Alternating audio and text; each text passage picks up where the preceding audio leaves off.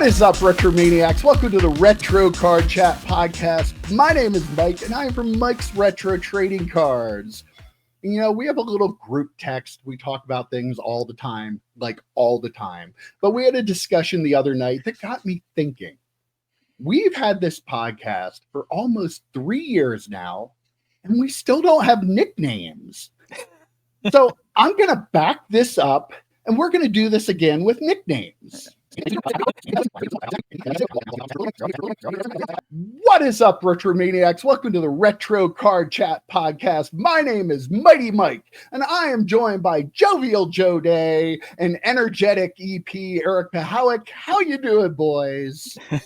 I don't like mine. Can I get a new one? I used AI. I did you with nicknames on my own, so I asked AI to pick nicknames for Jovial Joe Day. Yeah, I was going to go with Jaunty, but Jaunty, that's better. Jaunty I like Jaunty better. way better. And I was going to go with Epic EP, but I thought it'd be more fun to let AI pick for us. I like yours better. I wanted to be Marvelous, Mike, though. Yeah. Let's I go like with all Marvelous, Jaunty, and Epic. I think that's a lot better. I agree, and it does prove that AI is not the end-all, be-all that everyone's saying it is. Mm-hmm. Human ingenuity right here. AI cannot beat three nerds having a sports card podcast every Monday on YouTube. Absolutely.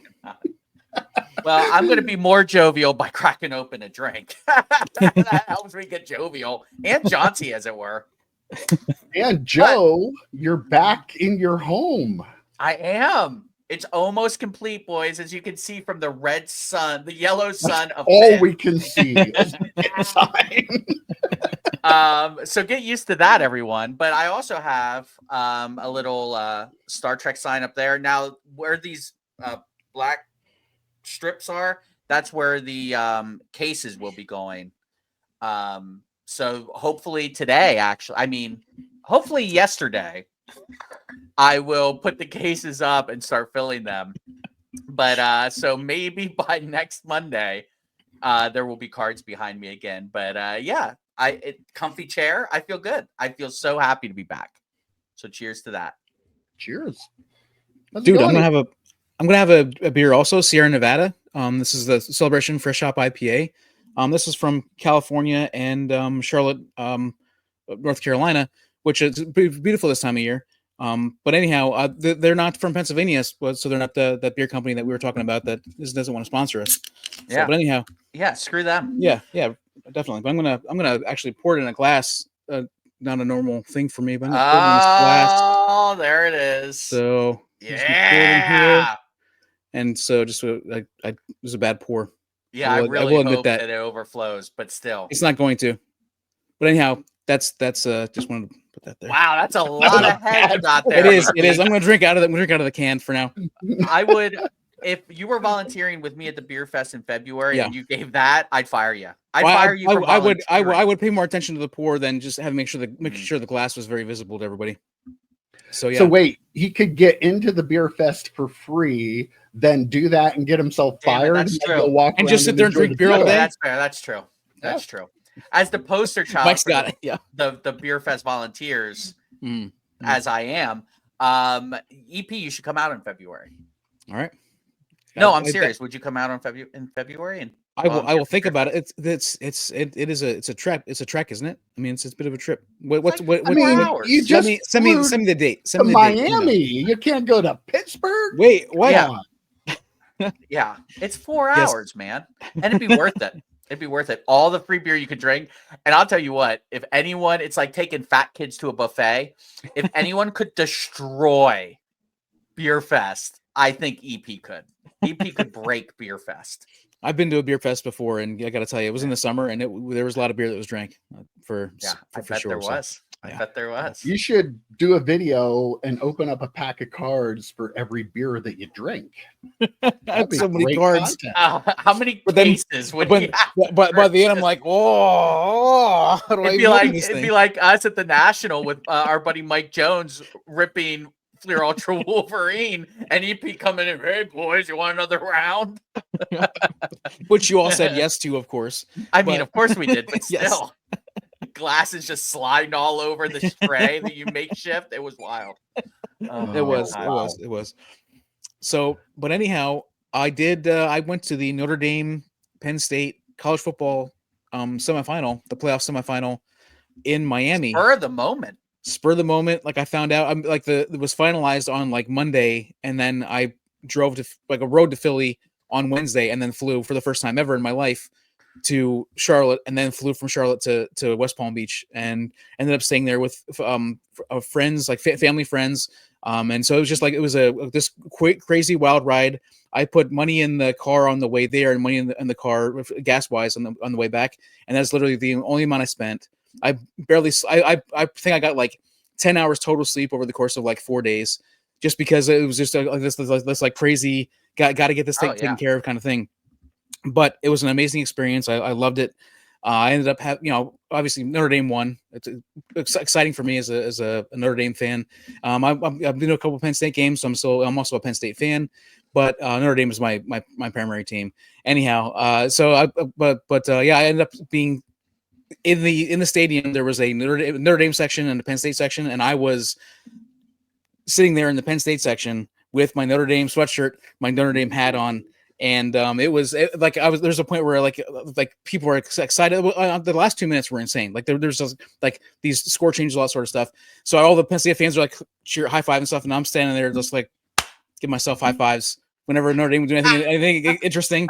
So that was my situation. Self high five. Yeah. Self high five. Good job. So it was, there was a smattering of us in there, but we weren't very close. We couldn't reach each other to give high fives. Air high fives left and right. Yeah. One Penn State guy turned around at one point and tried to high five me, and I was like this, and he's like, he saw my shirt and he like turned around and backed away. I was like, that was great. It was such an amazing experience. Wow. I have to say though, as you were telling us this, because I was worried you were going to root for Penn State, because I know you are a Penn State fan as well. Mm-hmm. But then when you told us that you were the lone Notre Dame fan in this sea of Penn State fans, I'm like, there was this great episode of Seinfeld. Okay, do you remember this? It's where George got 3 free tickets to go to the Yankees game in the owner's box. And George took Kramer and Elaine. This was The Letter was the name of the episode. I believe it was season 3, episode 21. Real great episode, right? It's the one with the Kramer picture that everyone knows. So anyway, Elaine, famously from Baltimore, they were playing the Orioles. The Yankees were playing the Orioles, and she wore an Orioles baseball cap. And people came over and tried to get her to leave and kick her out. Great episode. I know it's one of my favorites. Bob Boozle, I know it's one of your favorites. I got my Seinfeld Costanza shirt on today. I'm really feeling it. But that's what it reminded me of. EP, you are the Elaine Bennis of this group for sure. And having you in that sea of Penn State fans, Penn State very hated, as they should be, similar to the Yankees, very hated as they should be. And you coming in as this scrappy underdog wearing the opponent's colors. Notre Dame is a scrappy underdog doesn't really check they out. ended up, joking aside, they ended up being the underdog by the end of the game. Right. Or by the end of, before the game started, they were 1.5 point dogs. Yeah. Kind of crazy. I just want to say, like, I went there. We rode to with my buddy. My buddy's dad was the one who gave me the tickets. And the Gorgeous Gary. Thanks. Gorgeous Gary. The inspiration for all this nickname stuff. And the dude is awesome. Paid for my plane tickets. He's gorgeous. Paid for the game ticket. I wanted just to say that it was awesome. I thank him for that. And but he's a Penn State fan. The other two people, the house we stayed at was my buddy's aunt and uncle. And they're also Penn State fans. So I'm like, again, not only surrounded by Penn State fans, but also the people I'm there with are also Penn State fans. So there's a lot of people making a lot of comments about, oh, look at that house divided, kind of stuff. But it was a really fun experience. They were all excited for a good game. They respect Notre Dame for, the history, and that's really huge college football fans. So they respect Notre Dame. So it was very fun. We had a little like a $1 bet that we all made. It was just an amazing time, a lot of fun. And so yeah, I did. So, but it was a lot of fun. It was cool. And he also had the backup plan to come on and talk about how he is a big Penn State fan and everything if Penn State had won the game. So he was going to play that angle from both sides. Yeah, because we didn't see any pictures of him in his Notre Dame garb in a sea of Penn State. So we can't verify this story. Right. Yeah. Right. I'll send you this. I did one of the people in my group took a selfie. Things can be doctored. Yeah, it was doctored. Photoshop. Have you Yep. not seen all the baseball cards they put out nowadays? That's true. That is true. Pretty soon it's going to be EP with Tom Brady's head on him. I don't, and I just can't, deal with that. But it was an awesome experience to hear about you going. You were like, should I go? And we're like, yes, what are we talking about? Your two favorite college football teams, playing against each other in the semifinals. You had to go. The only reason any of us asked the other two, should I, is because we want to hear the answer yes. Push us over the edge. Absolutely. Well, I asked Joe and EP. They said I should do it. Yeah. I didn't know what they would say, but they said I should do it. Oh. Well, I'm going to have a little cheap plug here. If you look behind me, you see a whole bunch of wax there. My big pack stack sale on Twitter starts Wednesday. Well, Wednesday's a pre-sale. The official start of it is Thursday. Runs through Thursday through Sunday. Mike at Mike's Upper Deck 1 on Twitter. Follow me on Twitter. If you want to buy packs from the 90s, early 2000s, don't miss out. Cheap plug, but at least it's for me, not like all these other content creators that get paid by companies they don't even know to insert commercials. I'm inserting one for myself. That reminds me, definitely use my code, the sports card dad. But yes, retro, all 90s cards, much like Seinfeld, great stuff in the 90s on this retro channel. I love talking about 90s stuff. But yes, check out that pack stack sale. Mike's been sharing pictures on Twitter. Lots of the non-sports. I'm excited for the non-sports. I was going to ask you to show one of those. If you didn't, yeah. That's the one that got me excited. Like, as much as I love everything else, that got me excited. Like super excited. And so what's with the soft opening on Wednesday? What's going to be there? Is that going to be friends and family only? Okay. I'm gonna make you pay for the membership to get early access to everything. No, the pre-sale Wednesday, I have some stuff left over from my last sale that I was thinking of using for this sale, and then I went out and I bought way too much. I have over 110 boxes that I bought for this sale.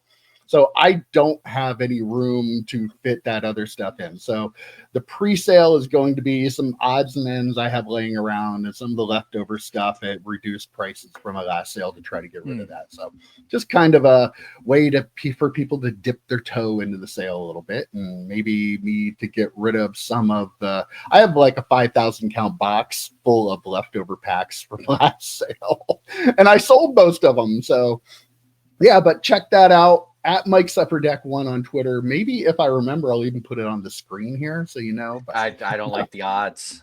I'm not in love with the odds here. I'm getting way too into editing here. So. Right. That's true. Like for episode 69 of the 3 cards, it was just an extravaganza. Of the word. Yeah.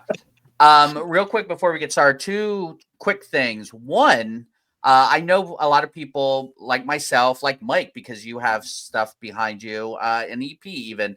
Some of us like to display our cards. EP, you've called them little pieces of art. I completely agree.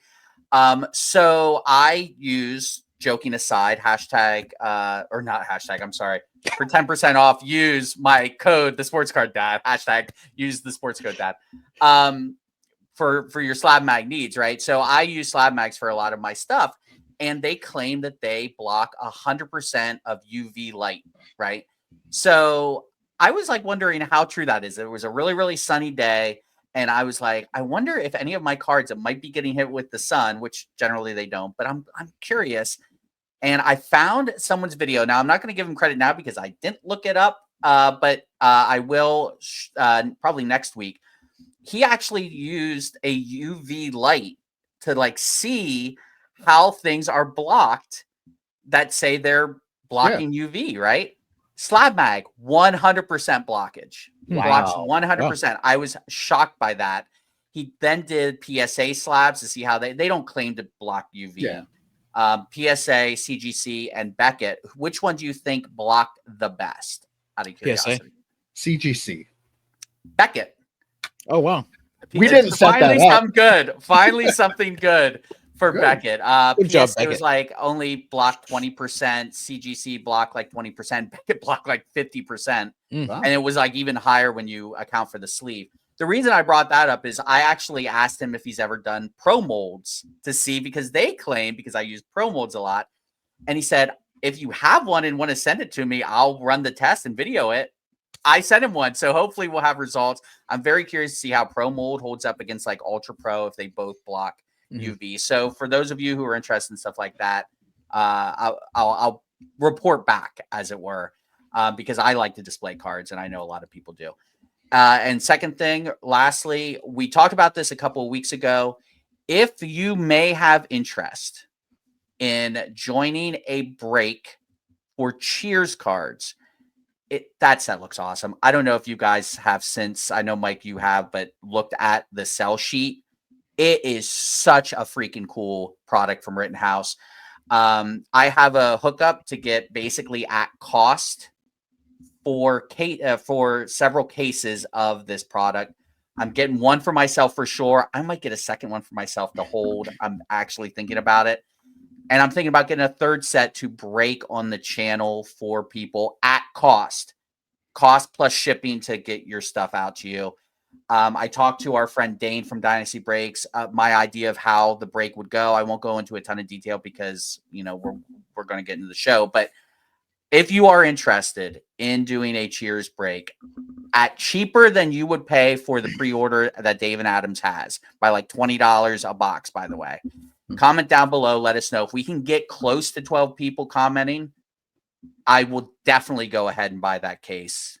Hopefully we can. I think we can, but definitely let me know. Awesome. That's exciting stuff. Yeah.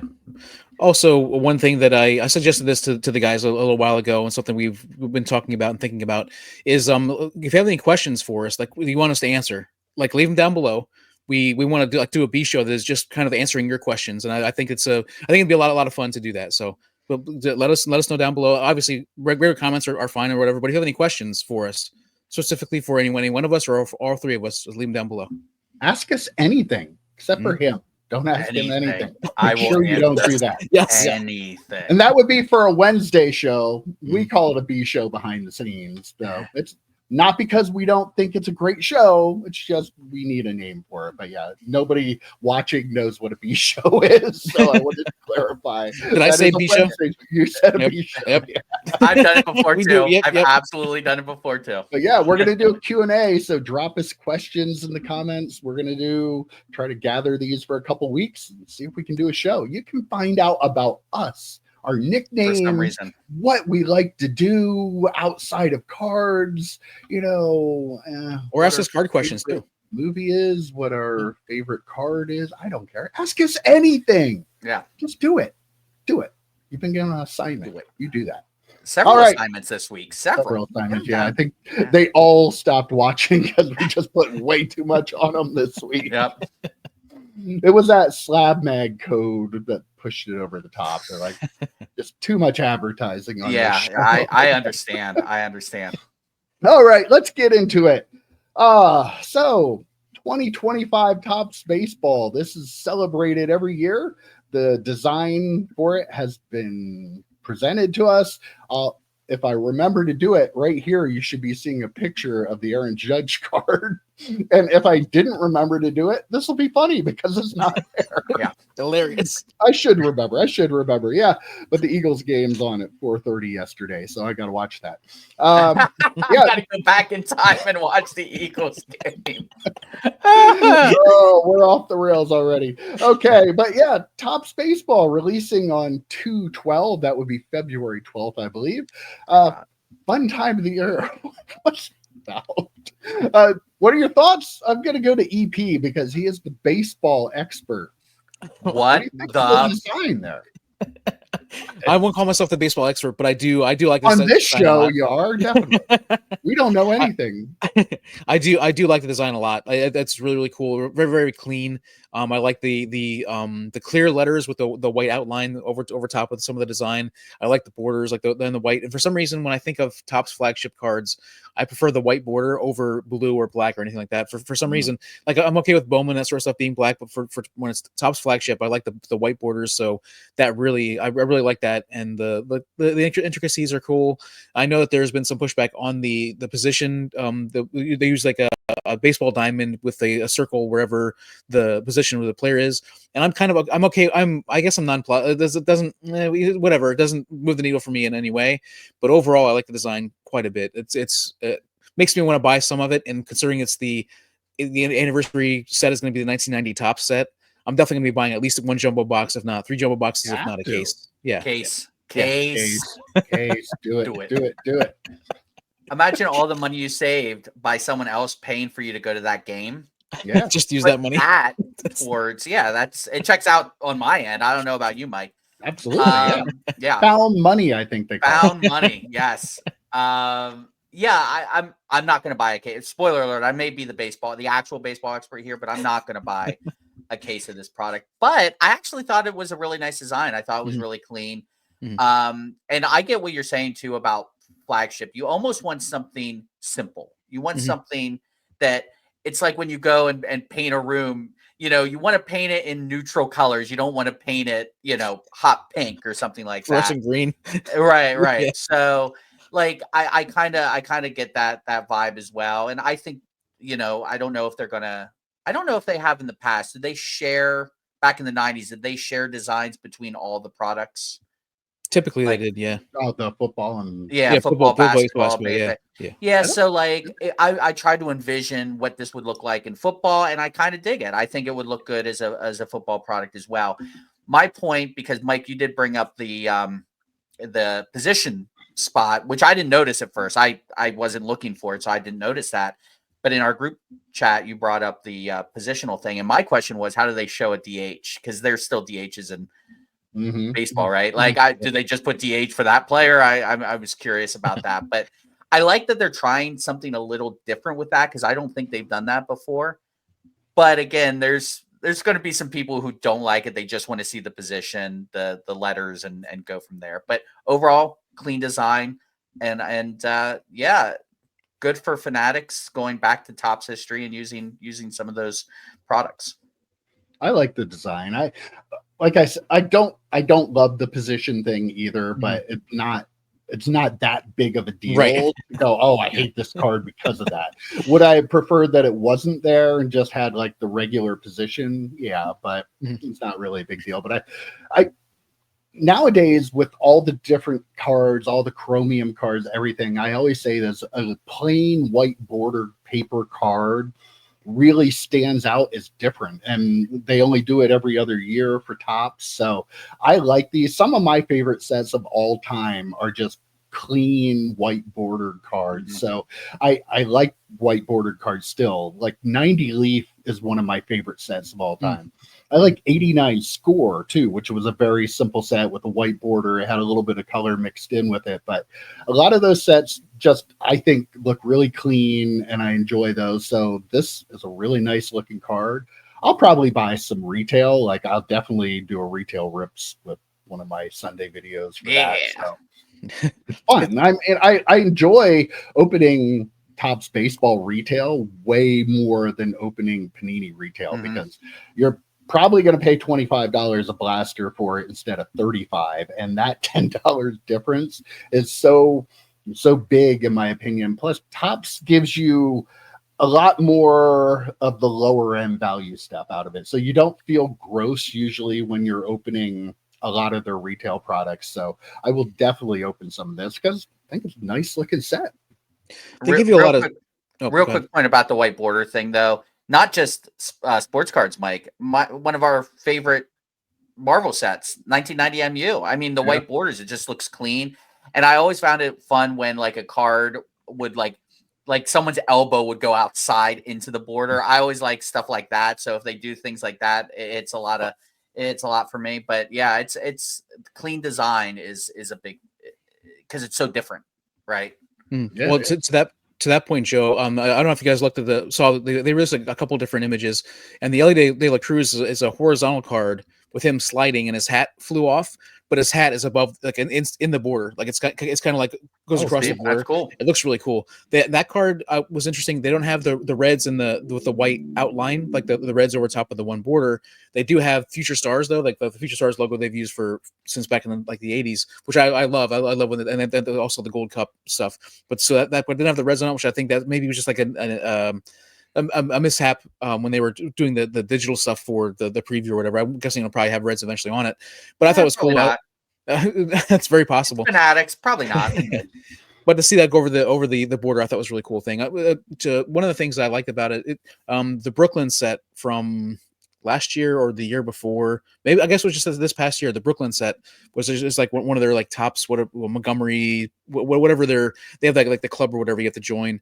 But they can only get through that. I think was this Brooklyn set, which was a really cool design and very it harkens to that set a little bit, with the white and the lettering and stuff. And I really think it's like you guys said, a clean design. Very, very cool. I'm excited about it. To your one point, Mike, one thing about the Topps cards is Topps flagship, Topps base stuff. You're gonna get a lot of, if you sell it at a card show or whatever, like you're gonna get a lot of cards are 50 cents, 50-cent cards, 25-cent cards, like just tons and tons of those. If you buy even just like a jumbo pack or something like that. So I feel like getting a couple boxes of that it's not gonna break the bank for me in the initial purchase, and then also I'm going to be able to make some of that money back, and be able to keep some of it. And I think because of the design and the way it looks, it's my favorite design probably over the last several years. Even though I opened a case of 2023, I still think I like it better than that. And so I could see myself putting that in a binder and making, doing a set of that because of how much I like the design. Yeah, what's the still cost? a really popular set too. So like Topps, like it's been around forever since 1952. So it is a cool thing because a lot of collectors, young and old, come out to buy Topps. So it's always kind of exciting. It's the start of the next baseball season. Yeah, it's really cool. What were you going to ask? How much a hobby box is? I was curious if they. I don't know. What were they? They were around 100 last year because they cut packs. So it's usually around there. So yeah, I want to say jumbo was probably 200, 250 probably, if I'm guessing, but I'm totally guessing. I didn't buy any last year, so I'm not sure. So but 500 a box this year. I won't be surprised if it comes in at 300. Definitely, yeah.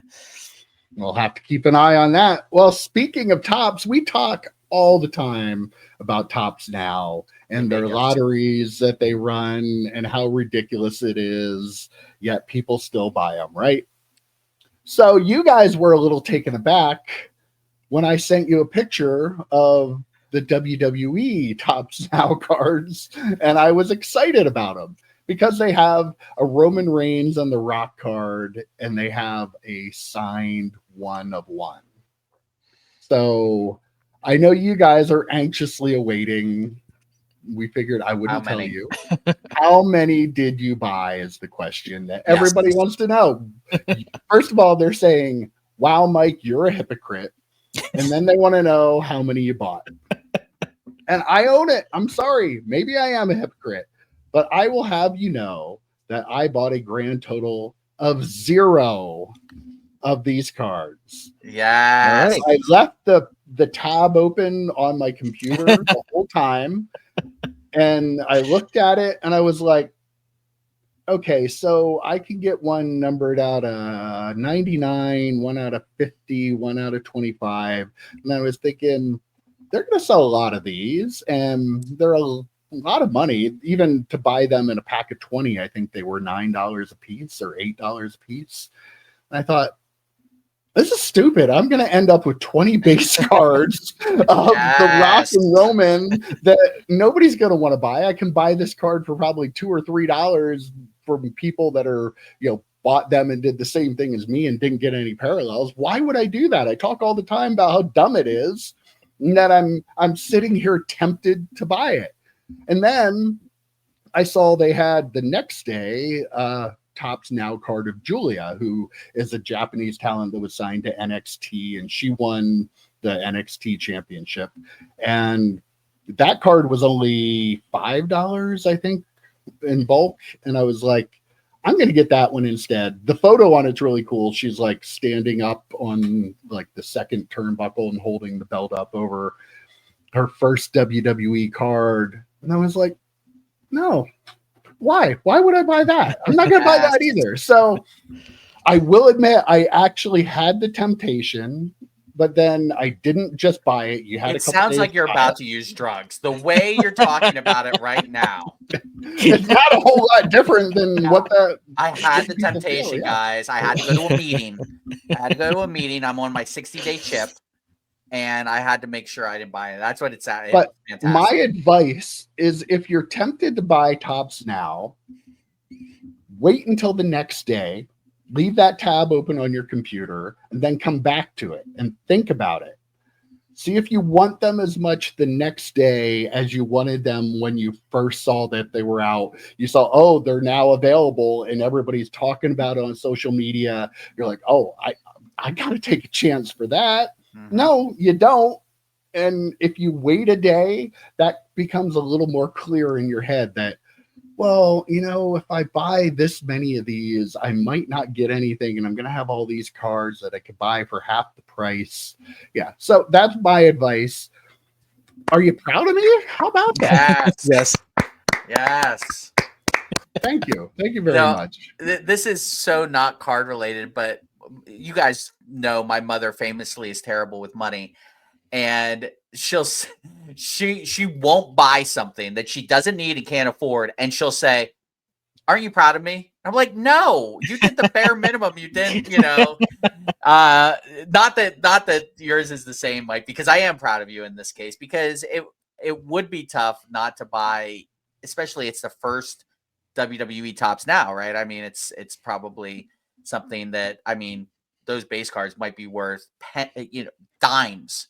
You never know. They could be worth as much as dimes. Maybe even quarters. It could go up to a quarter. It's not get crazy, but yeah, I really thought you were gonna buy some. I thought, and I'm like, I'm not gonna talk him out of it. How many did you think I was gonna buy? That's not what we're here for. Yeah, we're not here to talk about it. We're not here to yuck people's yums. So, 20. I think 20 was. That's a good number. Yeah. In my head. Yeah, that's what I was thinking. But then that's how many I would have thought about buying. And you see, it's $169 or whatever it was. It was like, that is a lot of money. And I started, like you said, Joe, I started thinking about, what could I buy? Yeah. I got an offer for a Paul Heyman 101 out of something for like $225 from a seller on eBay, and was like, why would I? Right. Why wouldn't I spend the 60 more this kind of money to try to get a card that I'm not going to get? And there's only one autograph card of The Rock. Right. There's one. So, yeah, I just didn't make sense. Go ahead, Evie. I feel like leaving the tab open is like the among the best advice we've ever given on this podcast ever. It's gold, Jerry. It is so good. It is something that I feel like Seinfeld reference. Yes, it is. Leaving that tab open, like when you're like thinking about, oh, do I buy this video game? Do I buy this? Do I really need these top loaders or whatever? Do I need these binder pages? Like, leave the tab open, come back the next day. If again you're like, okay, well, yeah, this is still a good price, I'm gonna get it. Like, when it's on sale, just let it go for a day. Just let it go for a day, and then decide the next day. That's such a good for so many things, let alone when you're spending $170 on cards, like you said, they're going to be worth 10 on the cents. same card, right? Yeah, on multiple versions of the same card, right? Just pump the brakes just a little bit. It's kind of like the expression, if you want to write an angry email or angry letter, put it in a drawer for a day and think about it before you hit send or mail it or whatever. So, or if you're going to say something on Twitter, type it out and then delete it. And right. Maybe put it in a draft, save that. I've done that a lot. Yes, same. But yeah, I mean, the restraint was good. I'm definitely applauding. Yeah, we're proud of you, Mike. We're proud of you. Good job. Thank you, everybody. I know they're applauding at home too. Yeah. Ooh, I was worried. This brings up an interesting discussion. I was very tempted by these, and full disclosure, I bought the living set back before they lost the WWE license to begin with. They had, the running numbered set of the living set. Hopefully they'll start that back up again, but it was a little different. It was through Topps now, but it wasn't the chase of, okay, you can get an autograph or parallels. They were just selling the actual card, and it was the next one in the set. So I had done that before. And the fact that it, first ones that were Topps now, and they're just getting back into it, and everybody's excited about Topps having the license, which is funny. Everybody was so happy Topps didn't have it before. And, Panini and all this stuff is going to be worth a fortune. And now they're doing the same thing when it's going to Topps, who had it almost before. like people are hypocrites, Mike. Almost, yeah. So, but I was wondering what Topps now release would have you guys in the position that I was in, where you're almost ready to hit that button and just so tempted to maybe buy Topps now, even though you know it's a bad idea. I got three. Okay. Should I just run through them? Okay. Absolutely. First one, and this is never going to happen, so I never have to worry about it. It's if Pitt won a national championship, because they do a Topps Now for the national championship. They probably have Notre Dame Topps Now cards out already. EP, I don't know.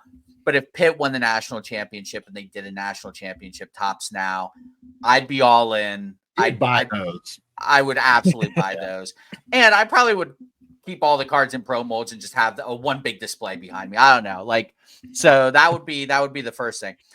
The second one may happen, but it's like one of those situations where you need X amount of points from a player in fantasy football to win a championship game or something like that. And they get you those points, and it's some sort of milestone for them too.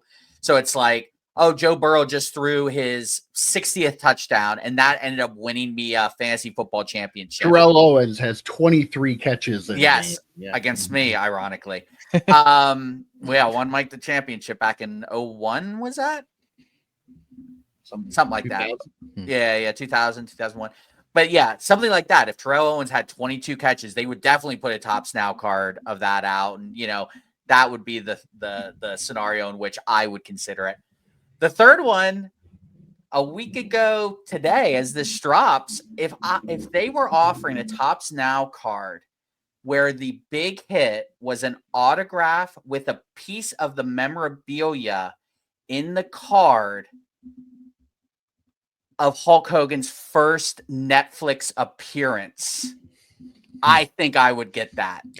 I think I would commemorate pay for that. Right. Yeah. I would. You got to commemorate that moment where that old racist got booed off stage. I think that would be my third. So yeah, there it is. Totally staying away from that. I wasn't though, baby. I was not. So for that, I think I would actually buy a Topps Now, and maybe BP. What would that do? Someone had to say. I also three very specific, very, very, very specific situations. And the very first one, which is number one on the list, is if they came out with something like a Star Wars card that was like Mark Hamill and Harrison Ford autographed, like a 1-on-1, I would take a shot. I'd buy a lottery ticket on that and try that and get that, just because they're obviously they're getting up there in age. We don't know how much longer they're going to have. I don't know how many cards they actually have of the two of them with an autograph. They're the last of the big three from the original Star Wars. So I'd take a chance on that if they end up with that card, a 1-on-1 of that card. I'd take a chance on that. The second one is if they did something similar to the Otani 50-50 set, but with all Griffey stuff. I would, I'd do something like I get some of those cards. Like take a chance on some of those. How many do you think you would get? Like Mike and I would do 20 at least. I'm guessing. Yeah. I mean, I would get enough. I would spend some money on that probably if it was like a Griffey set where it was like the thing is I wouldn't want it to be like, when I think about like the Topps Now, obviously we're selling a lot of these like single one cards like that, and I wouldn't want to buy like a ton of base cards. So maybe just a lottery ticket, unless it was like you're getting multiple cards, and if it's a 20 card set or something like that, then maybe I'd get multiple ones of those. And then the third one would be, it'd have to be something outrageous, like an outrageous combination, like Barry Sanders and Lydian Tomlinson on the same card, or was the one I was thinking. I mean, it would have to be like some outrageous combination like that on a card that you don't really see. That it's like that, like Lawrence Taylor and Derek Thomas, which can't happen now because of Derek Thomas passing away. Like something like that, where just I have to be like these two iconic players that are so much EP. They could do it. Vince Carter and Alonzo Mourning autograph on the same card, which never happened. Like we have to be something like that, something so EP specific that I would have to buy it. That nobody else would ever buy it, but I would have to buy it if it happened.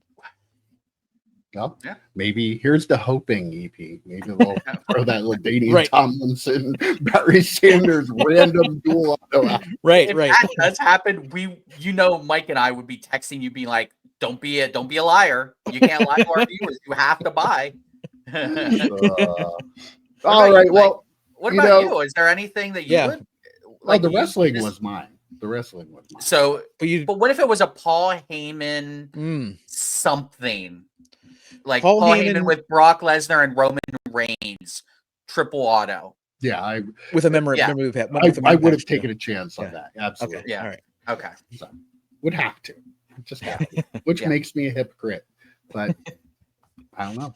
Are you a hypocrite? There's something out there you would buy them for too. We've already given probably them so bought much them already. Let us know in the comments. Below. Yeah. Got so much comments are. I'm gonna have to I'm gonna not even look at the comments. Give me wait. So you're gonna be EP this week, okay? Absolutely. I'll let Joe handle the comments. By the way, as an aside, some weeks by the time I get to sit down and look at them, I see Joe's respond. I'm like, oh, good. I don't have to do it. Not that I don't like talking to everybody out there. I love interacting with people to watch us, but sometimes it's a lot. That's all I'm saying. Okay. Well, Joe was talking about a memorabilia card.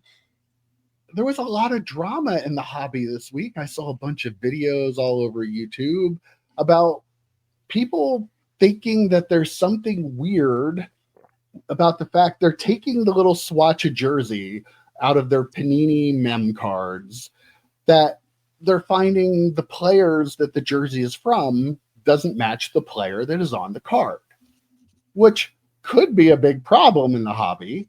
But when the card clearly says that the swatch has no association to the player on the card, you really shouldn't be all that upset when you pull out the swatch and see it belong to a different player. They're not clean. We talked about this before. This is something, it was not that long ago, maybe a year ago, maybe last year sometime, that this was happening. People were pulling out and seeing they have the names of the players on the back to swatch. So when they're producing them, they know who goes to what. But they probably had extra left over. They're not putting anything that means anything in the card. It's not a game-worn or player-worn piece of memorabilia to begin with. So it doesn't matter that it's owned by another player, like it was from their jersey. Am I missing something here? It seems really simple, but it was like I thought I was in the Matrix when I saw this story come out, because it was deja vu. The cat passed me twice. I like, we talked about this. Like, someone on Twitter pulled apart a card and showed us this a year ago, and we talk about how, we text a lot.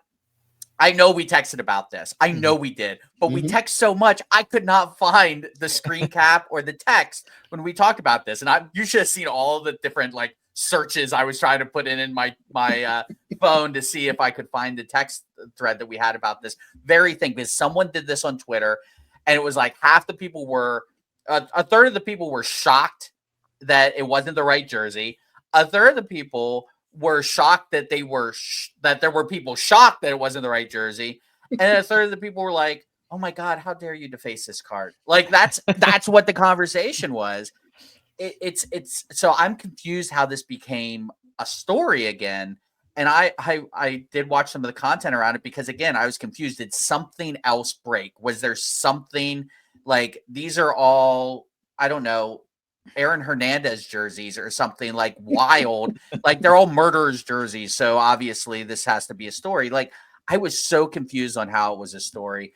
Yes, we know this is happening. We make the joke. Everyone makes a joke that it's just people just grabbing jerseys at Walmart or Dick's Sporting Goods. What's it matter what jersey they grabbed at Walmart, as long as it's the right color, which, by the way, does not always happen either. So, like, when people say, boy, that's weird that so-and-so's number isn't the number, or there's not a T in that person's name, but this looks like it's part of a T. That's why they're not using they just need to make sure it's the right team. And that's my biggest thing about this whole jersey controversy, is that the only thing that bothers me, if they're going to do this, just make all the jersey cards cool then. That's my issue. Make them at least multicolored, make them part of the numbers, something. If you're going to use fake jerseys, if you're going to use someone else's jersey, I think it was Derek Alexander for like a Rashi Rice card or something like that. If you're going to do that, that's fine. Just give us a piece of the number, give us a piece of the logo, something.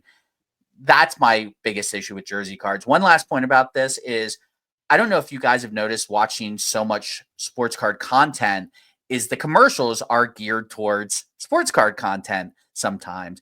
And I will say I've been getting Panini commercials. Have you guys seen these as well? It's from the Panini photo shoots of, Ladd McConkey catching a football, or, Michael Penix throwing one. They're wearing jerseys. Just ask them for those jerseys. Why, say, take off. Well, they probably use those as their ones where it's player worn, like flawless. Yeah, that's, and even those aren't a guarantee that it's player worn, which is ridiculous. So yeah, I don't know why this is a controversy, but this has been going on kind of forever. So calm down. Yeah, I love the Matrix reference. Like, you think it's 1999, but it's actually closer to 21.99 kind of thing. Like, because we've been talking about this so many. This is not new for any of us. Like you just said. One thing I'm not going to rehash everything you said. I agree 100% with everything you said. But the one thing that I kind of took from this is, if it's the wrong player in the back, if it's like a Tim Salmon jersey from the Angels, but it's for a trout card or something like that, at least they actually got an actual Angels jersey. Don't be upset about because it's the wrong player, but they even say in the back, this has nothing to do with whatever. But at least they got the jersey right in some cases. So this might be a good thing in some cases. That's not a guarantee, like I said. But they have to rip the card apart to be able to know. Right. That's a good point. Oh man. Well, I mean, this is the hobby. People bring things up when enough time goes by that they can forget it, because we forget everything in this hobby because people keep doing the same things over and over. So we shouldn't be surprised that people are now rehashing the same thing somebody was complaining about a year ago. It's going to happen again in another year. When it's a slow news week. It's a slow news week. They're like, oh, we have content every day. We better come up with something. I will give YouTube sports card content credit, though, that most of the content I've seen have been people saying the same thing we're saying. It's like, what do you think? It tells you right on it that it's not from this player, so you shouldn't be shocked. My question is, though, who was the first person to decide, I want to rip this out and see who was in there? It was somebody who was trying to swap out a patch, right? Oh, yeah, definitely. So that's a good thought. I had two thoughts on this. One was someone trying to patch swap. The other one was, and I might talk about this on my card on Friday, that I had cards delivered to me and cards that have been sent where they're mem cards, and they go through the machine and they get kind of popped open because they're too thick. I wouldn't be surprised if it was someone was like, wait a minute, I wonder what's going on here, because the first one was like a Rashi Rice out of Absolute Retail. So I don't know what a jersey swatch would really do for that one, but I wouldn't be surprised if the people who have been swapping jersey cards for the LeBron James rookies have known about this since 2003 for a long time. Right? Yeah. So yeah, this is but I think it's one of those two things. Either the card just got damaged and they're like, well, let's do a little operation, see what this looks like, or someone trying to do something nefarious, because that's kind of our hobby, right? Right. I have to assume. I picture those people that were the patch swappers from way back when. They're laughing now, seeing everybody realize this thing. I've known about this for 30 years. I wish I knew a Cleveland Cavalier player before LeBron, and they're looking at him like, John Smith jersey, that's weird. They're swapping it out. Yeah, so know what you're buying, know what it says before you complain about it. Speaking of which, that reminds, this is a curveball here, but I saw on Twitter somebody complaining about a card they sold on eBay because of the fees, FU eBay and all this stuff. They had their regular fees, and they also had the 3.9% promoted item fee on it. And then they're complaining that they only got $122 out of a card they sold for $150. Thankfully, Twitter did its thing, and people are like, yeah, you chose to add the extra for the promotion on it. What do you think? And where else are you going to get millions and millions of people to see your card? You've sold 100. Yeah. So I thought, it's the hobby, right? Some people in the hobby are not good at math, right? They're pretty. They're not good at knowing what you're going to be charged if you sell here. Yeah.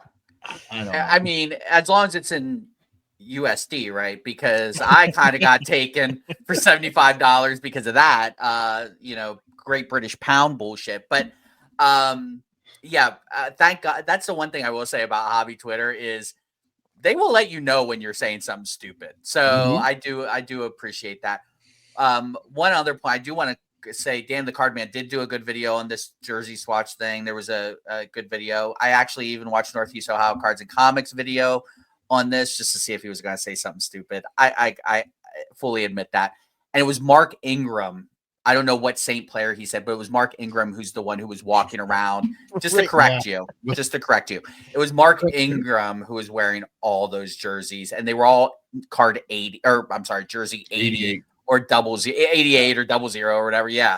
So yes, that again, you should not be surprised by this. I think less people are surprised than there are people doing content about people shouldn't be surprised, right?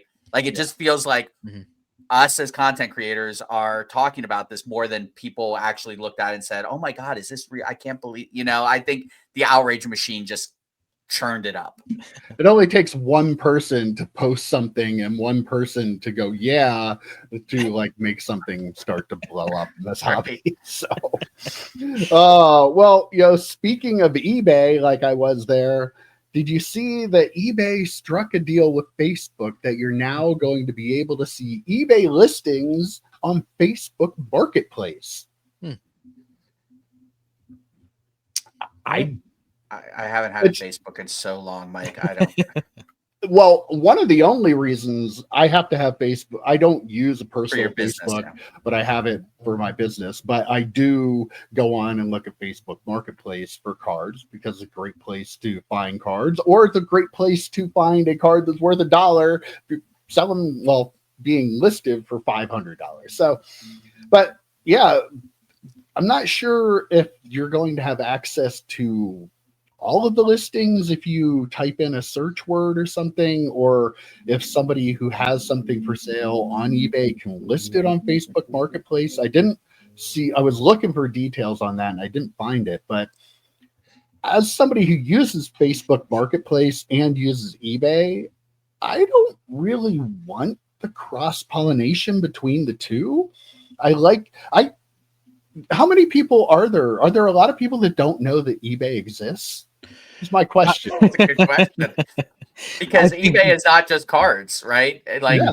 I mean, it'd be wild if people were on Facebook and had no idea what eBay was, but maybe. See, I'm not sure what the implementation of this is going to be, but when I pictured it as, well, I don't use Facebook either. I have it for work. I need to log into our work account every once in a while. But I pictured it as, when you're scrolling through Twitter and eventually you'll get an ad and then you'll keep going through your stuff. I pictured it being one of those, like as you're scrolling through, you get one of these ads. Is how I pictured it, not linked with Marketplace, but it very well could be. So, but in that regard, it's kind of like when you search on Google and the top picks are like all sponsored or whatever, like, and they're all eBay or whatever. So I pictured it being that.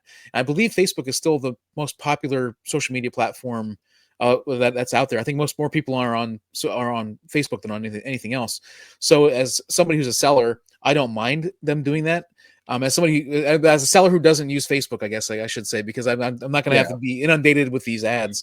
I don't mind it going out there to this platform that, I mean, maybe people are there. I know there are a lot of people who get a lot of their news, like only get their news from social media or only get X, Y, and Z from social media. Nice. So, well, yeah, I mean, it is pretty scary, but there are a lot of people out there that do that. And so if they're only going to Facebook Marketplace for their cards, and then, occasionally they can get an eBay, see one of my eBay listings, I'm not going to complain about that. But well, again, I don't know how it's going to be implemented for sure, but that's just my thought on that. The way you're describing AP, to me, it sounds like that would be a service you would have to click on and pay for through eBay to get it out to more people, almost like an advertising ad. I don't think so, though. It's not right. But as EP's describing it, like, my eBay listing may show up on Facebook Marketplace as well. I don't know if eBay would do that for free if that was the case. So I'm not sure if that's. I think that is how it's supposed to work, though. Yeah, if you're looking for someone on Facebook Marketplace, you'll see eBay listings, and then if you want to buy it through Facebook Marketplace, it'll take you to eBay. It'll take you to eBay, and I guess eBay is getting the fee if they sell it through Facebook regardless. Yeah, they're so, just doing it to try to open up to a bigger audience. I mean, I'm guessing there must be a number of people that use it that don't use eBay. They would have that kind of data. I would think they wouldn't be doing this if it weren't. I also saw something about Facebook getting in trouble in Europe or something for limiting people's availability to sell things or something like that. That maybe this was something Facebook looked for to try to get out of trouble in Europe. I don't know, but like as a seller on eBay, I think it's great to open up my product possibly to more people. But as a buyer on Marketplace, I don't want that. Like I want to go to eBay to look for eBay. I want to go to Marketplace to look for other stuff. So I'm sure it's not like I'm seeing it in my head where you open up Facebook Marketplace and it's basically eBay. Right. But 3 out of 5 ads are eBay. Might not be. I don't know. So.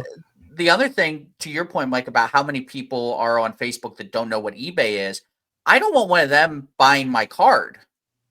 You know what I mean? Like, I'm so concerned that someone who's never used eBay is going to click on my card, I guess create an eBay account. I don't know what they would have to do, and then buy it and then get it. And then Facebook Marketplace is like the Wild West. They could like say, oh, there's something wrong with this card, or I don't want this card anymore, and then try and return it. And eBay famously supports the buyer a lot more than the seller in many cases. So I don't know if I want some random on Facebook Marketplace who doesn't know how eBay works buying something from me. That's so, you know, like there's just too many people. I mean, I think EP, it was you that said, you know, Facebook is the most used social media platform. And as you said that, I almost chimed in and said, by your grumpy aunt and uncle. Yes. You know, so like I don't want grumpy aunts and uncles buying stuff from me on eBay, just like I don't want them to go through Facebook to do it. So yeah, I don't know how much I would love this as a seller either in certain cases. Okay, well, let's see. I'll throw this one out here because I thought this was really fun. Did you see 2025 Leaf Metal Sports Heroes is going to have a dual autograph card in it of Jim Everett and Jim Rome? Now, if you're not familiar with the significance of these two signing the same card, Jim Everett was a quarterback in the NFL, played for the Rams. Did he also play for the Saints? Yeah, I believe. And Jim Rome, is he still part of Sports Talk Radio? He's doing some radio shit. Yeah, I just heard him in advertising. He does ESPN or anything. He had an ESPN, I think it was an ESPN show, but he had a show where he had Jim Everett on, and they had a little bit of a contentious interview, and Jim Rome was calling him Chris Everett, who was a female tennis player, a very famous one, and kept pushing Jim Everett's button to the point where Jim Everett just got up and they got into a physical altercation right there on the show. So it was a great bit of 90s television. I mean, later you got that on Jerry Springer all the time, but I digress. Yeah, I think it's amazing to anybody who was a fan of football in the 90s, likes 90s nostalgia, that these two are being put on a card, autographed together. Obviously, sticker autographs, so they that was going to be one room. Unfortunately, I would have loved them to both be in the same spot, having the signed in blood. I don't know if they even know that they did this. Who knows? Right. They don't. Well, if someone's going to Jim Everett going, hey, we need some of your autographs, I'm guessing he has a pretty good idea. Jim Everett, Jim Rome? Chris? Yeah, it's true. Yeah.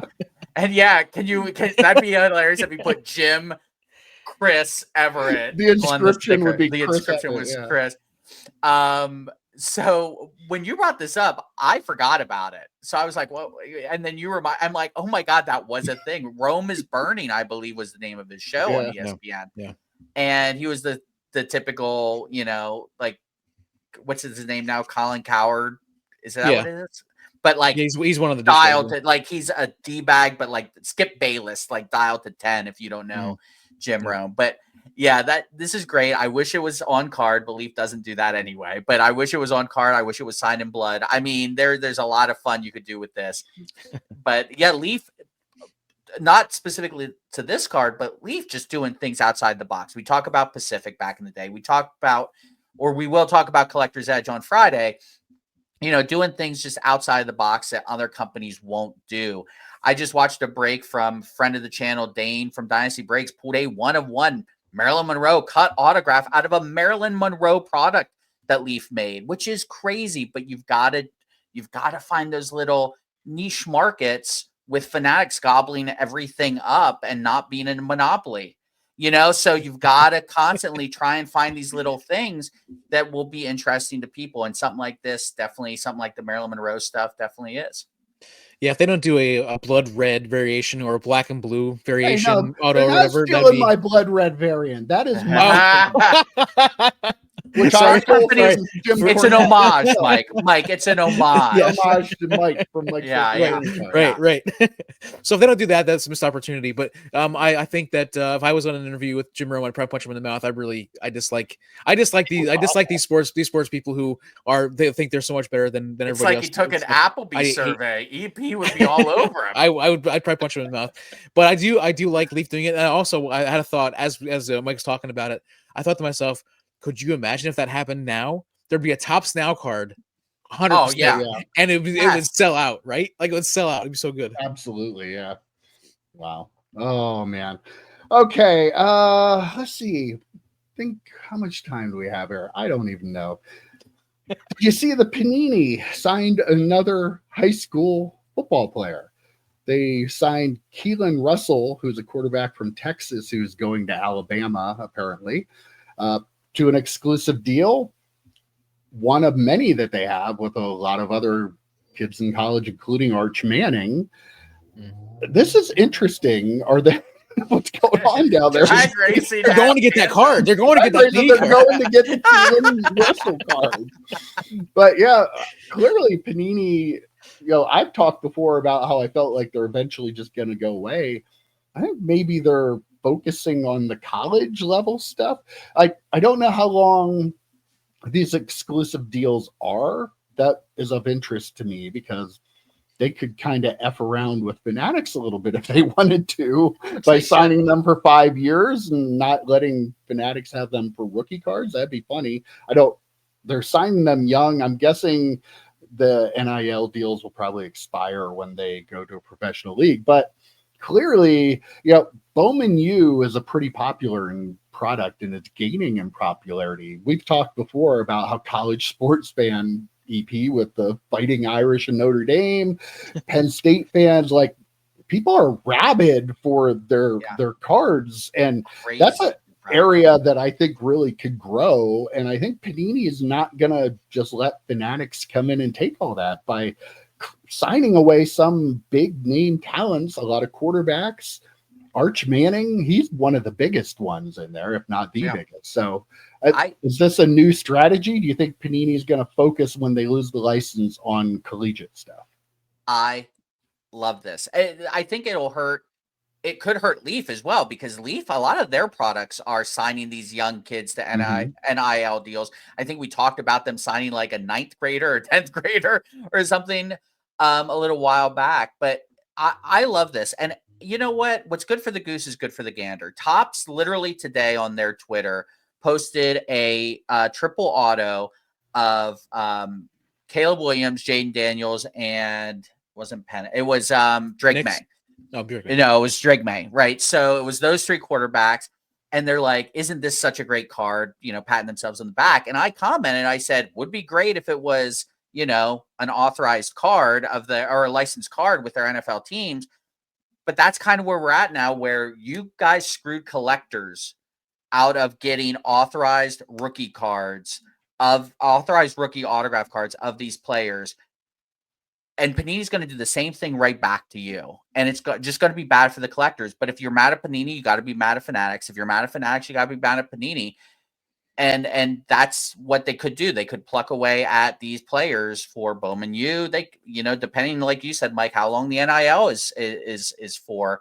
It might be expired, but maybe this player's so good in 2 years they're in the pros, right? So maybe they have a 3-year contract, 4-year contract, and he goes to the pros.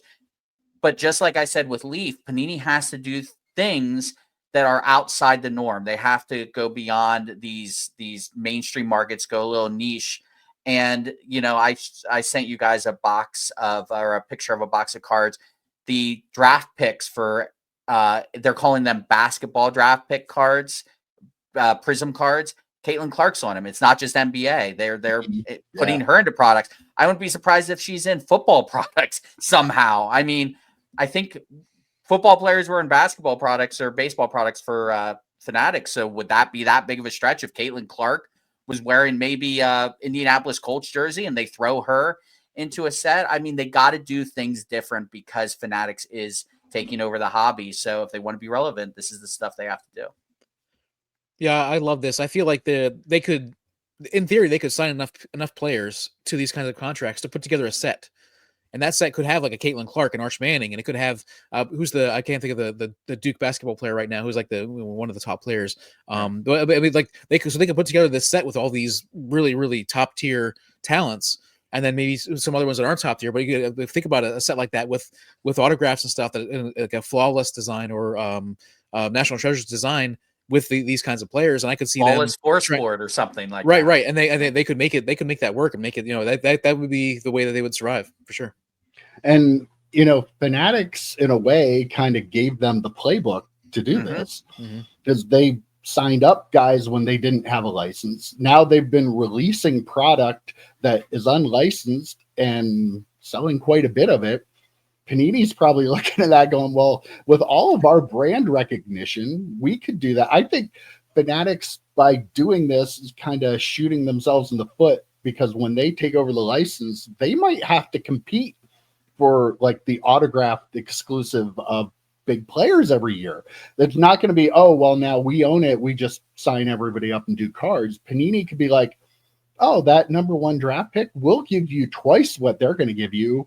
And they sign that, and they're not get. This is going to be a bad thing for collectors. Fanatics started it all, and I think they're showing Panini how to do it. Panini could do the same thing right back to them. And speaking of that, also, like, I'm not super familiar with the Panini Instant stuff, but if like they could make Prism cards, they could make Caitlin Clark a Prism card and sell just them individually like that. So all of their products that a lot of people are worried about not getting anymore, they could just create Panini Instant cards of that product as well. And so that could be something with all of these players, again, potentially these like superstar type athletes. And you look at someone like Shedeur Sanders, who's probably going to be a top 3 pick, right? You look at someone like him, he doesn't give a shit. And I'm not saying it's just him, but just in general, he doesn't give a shit if his card has his team's logo on it. He cares about the money, as they should, Marvin Harrison Jr. Marvin Harrison Jr. Would have been all over Panini or Fanatics or whatever, yeah. They only care about the money at the end of the day. That's what their agent's telling them. That's what, in some cases, their fathers, ironically with Harrison and popularly Sanders, are telling them to do. So, like, I'm here for it. If I was a Panini guy, I'd be like, let's screw them just like they screwed us. How much did they cost them? And they started with the Bryce Young, CJ Stroud, Will Levis. That one didn't turn out. But they started with those 3 as the big ones and screwed over collectors, Fanatics, I'm saying. And, now Panini's going to do the same thing. If you were okay with it with Fanatics doing it, you got to be okay with it when Panini does it right back to them. And they're starting to build this from the Rated Rookie brand. I don't know if you guys have noticed the Rated Prospect, same type of logo design. And they've been doing that for their NIL stuff. So I think that's the line they're going to go. We kind of jokingly said, rated retired or something like that. Retired rookie. Retired rookie, right? I think they might start doing that. Like the Prospect, the Rated Prospect might be their new brand that they start putting this stuff under. All right. Going to wrap things up. I found some interesting eBay numbers, accidentally almost. We all use TerraPeak, right? Which is now product research on eBay. Did you ever click that button underneath the product research? I think it's called sourcing. Is this on the app or on I desktop? Yeah, desktop. Okay. So I clicked on that accidentally, and I saw all these numbers about cards that are listed on eBay. I was like, wow, this is a lot of fun. There are currently, let's see, 11,455,910 collectible card game cards listed on eBay currently. Wow. There are 11,724,402 comic books and graphic novels currently listed on eBay. And then trading card singles, there are 84,697,633 trading cards listed on eBay currently. Is that just sports or is it broken up? It's just total trading Just cards. total. 85, almost 85 million. 2024 baseball, there are 3,983,848 cards listed, and they have a sell-through rate of 9.14. The sell-through rate is for every click that you get on the item, what percentage of that. So that would be like if 100 were clicked on, 9 people bought. So seems pretty good. Yeah, that's pretty good for baseball. 2023 football has 3,445,000, and they have a 5.42 sell-through rate. And 2023-2024 basketball has 2.003 million and has a 5.62 sell-through rate. But there's almost 4 million 2024 baseball cards listed out of the 85 million total trading cards. Almost 5 million 2024 or 4 million 2024 baseball, 3.4 million 2023 football. We have 6, 7, 8, over 9 million of the 85,000 are current year cards that are listed. Maybe they're printing a lot of cards nowadays. Yeah, like that's my takeaway. They're printing so many cards nowadays. I mean, I'd love to see if it was broken down, like if you could get like 1990 or 1991 to see how many they have listed. Because you can break it down. I didn't go that deep into it. I just wanted to do some regular stuff here. But people open up a pack of cards, they put it in a sleeve, they either send it to be graded or put it on eBay. Those are the two options. No one's putting anything in PCs anymore. I mean, that helps those of us selling the 1990s cards on there. I think if there's that many of the newer stuff, like there's probably less of our stuff on there. I wrote it down. I didn't want to forget when you started saying like 11 million or whatever at the very beginning. It's like, is he going to say Wembanyama cards listed on eBay? Because I won't be surprised. Like, there's probably a you can probably break it down to that because you can look at some of the what are the subcategory things that they have there. Right. I forget what they're item specifics. So I did not check to see if you could break it down by player, but I'm guessing you probably can. I'm going to spend a lot more time going through there because it was fascinating and it's been there all along and I've never looked at it. I accidentally bumped it somehow and was like, what in the world is that? And I'm like, whoa, wait a minute. This is really interesting. We're going to have, I feel like it's one of those we're going to have quizzes. We're going to have quizzes on this one. I think it's one of those situations where you click on the wrong thing. You're like, oh, shoot. And then like goes to a screen that you didn't expect. It's like, wait a minute. You're like, it's actually pretty cool. Oh, yeah. Well, at least I didn't make you guys guess. That's what I was worried about as you started. I had thought about it and then I figured, that's going to be really hard to do. So I'm not going to make them do that. Yeah. But yeah, as always, that's a great chat. But you remember, ask us questions in the comments if you're still watching. And by the way, do you see those yellow Star Wars cards there? When I'm looking at you guys looking that out of the corner of my eye, I feel like I have the little gold cup from the Topps rookie thing in the bottom of my screen. I just keep seeing the rookie gold cup. Yeah. It doesn't look anything like it. You're not going to focus on Joe and then just look at that. It kind of looks like it, right? It does. Maybe I shouldn't have drank all that cough syrup before we started the show. Stripes wrap. All right, guys. That was a good chat this week, and I will see you next week. Take care, guys. See you, boys. Adios.